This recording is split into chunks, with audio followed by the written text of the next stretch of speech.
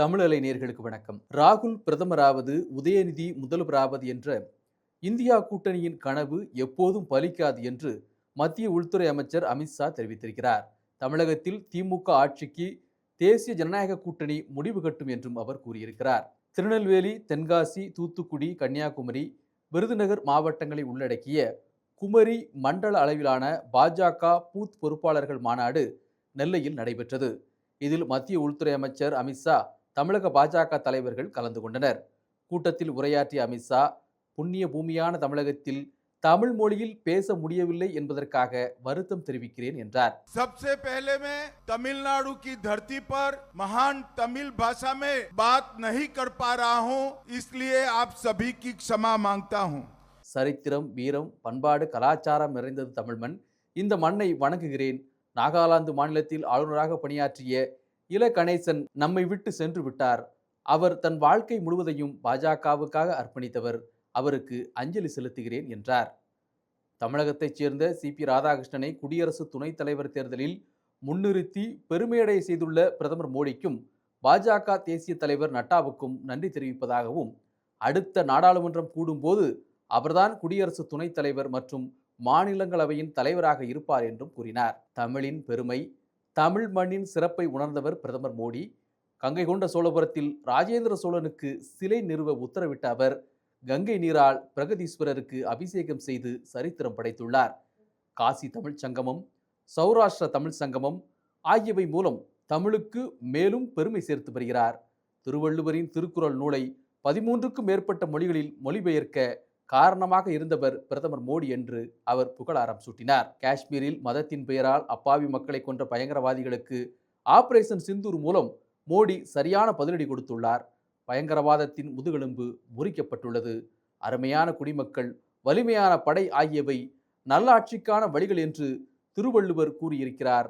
அவரது வழியில் நின்று பிரதமர் மோடி ஆட்சி செய்து வருகிறார் என்றார். பிரதமர், முதல்வர் ஆகியோர் கைதாகி சிறை சென்று 30 நாட்கள் சிறையில் இருந்தால் அவர்கள் பதவி பறிபோகும் புதிய மசோதா மக்களவையில் அண்மையில் கொண்டு வரப்பட்டுள்ளது.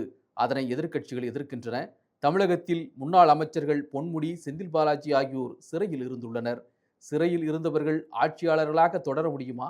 சிறையில் இருந்து கொண்டே ஆட்சி நடத்த முடியுமா என்பதை மக்கள்தான் சொல்ல வேண்டும், முடிவெடுக்க வேண்டும் என்று அவர் கூறினார். தொடர்ந்து பேசிய அமித்ஷா, மத்திய அரசின் இந்த மசோதா கருப்பு சட்டம் என முதல்வர் ஸ்டாலின் கூறுகிறார். அவ்வாறு சொல்ல அவருக்கு உரிமை இல்லை. நாட்டிலேயே மிகப்பெரிய ஊழல் கட்சி என்றால் அது திமுக ஆட்சிதான். ஏராளமான ஊழல்களை தொடர்ந்து செய்து வருகிறார்கள். டாஸ்மாக் ஊழல், எல்காட் ஊழல், போக்குவரத்து துறை ஊழல், இலவச வேட்டி சேலையில் ஊழல், வேலைவாய்ப்பு வழங்குவதில் ஊழல் உள்ளிட்ட அனைத்து திட்டங்களிலும் ஊழல் செய்கிறார்கள். தமிழகத்தில் வரும் தேர்தலில் வெற்றி பெற்று தேசிய ஜனநாயக கூட்டணி ஆட்சி அமைக்கும் போது திமுகவின் ஊழல்களுக்கு முடிவு கட்டப்படும் என்று உறுதிபட தெரிவித்தார். திமுகவும் காங்கிரசும் தங்களது வாரிசுகளை அரியணையில் அமர்த்த துடிக்கிறார்கள். ஸ்டாலின் தனது மகன் உதயநிதியை முதல்வராக்கவும், சோனியா காந்தி தனது மகன் ராகுலை பிரதமராக்கவும் கனவு காண்கிறார்கள். அந்த கனவு ஒருபோதும் பலிக்காது.